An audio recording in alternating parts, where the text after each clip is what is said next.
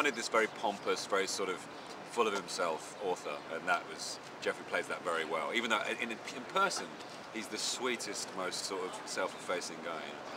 The whole shtick with the Purell and all the conventions. Yeah, we saw Carl Weathers do that at a signing in London. We saw him shake someone's hand and literally immediately apply. Like in front of them. Yeah. There's the Sky Farm trilogy, Fluxing Uranus, Night of the Moths, Prison Hulk, 451, The Robot's Mistress, Night of the Moths, the Jenny Starpepper Mysteries, the quadrilogy. There's a lot of trilogies. Sebastian Rico is one of his protagonists. There's like 140 titles. We wrote a whole bibliography of Adam Shadowchild, which starts off with his sort of very pretentious science fiction titles and ends up with 1001 bar tricks and how to cope with Learning divorce. to cope with divorce. On the Blu-ray, actually, there's like a 10-minute documentary called Meeting Adam Shadowchild, and it's just all about him.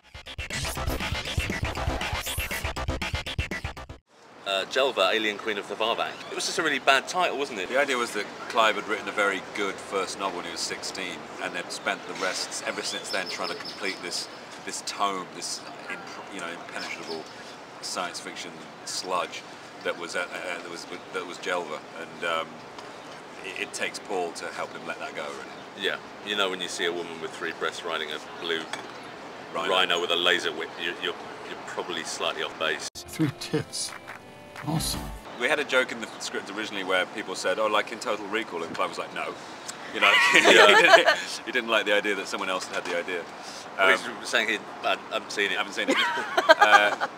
But no, it was just a typical kind of like boy fantasy, absurd boy fantasy sci-fi thing. You know, a green woman with an extra breast, and the whole idea that but 4 would be weird. You know, Graham's like, it's just sick. You know? It's like 4 boobs. Jason Brahill and Jim Murray have been our artists in space. And when I played a comic book artist in space called Tim, and all Tim's comic books were drawn by those guys, and we've just always used them. And so they too did my artwork for Paul.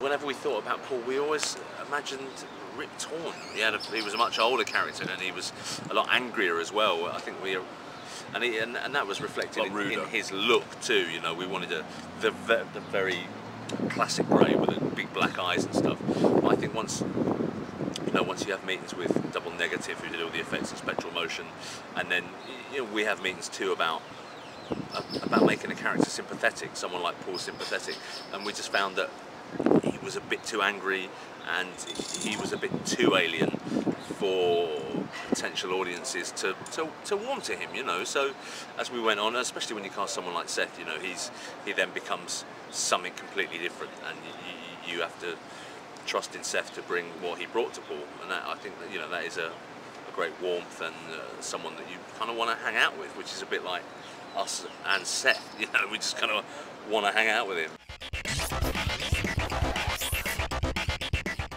Just like Alien films, we didn't want to parody it. I don't think the film is a parody in a way.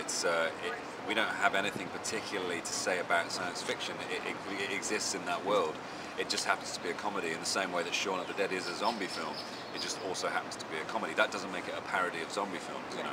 We're big fans of sci-fi, you know, and if you're going to stick to the kind of write what you know adage, this is it. We know about this shit.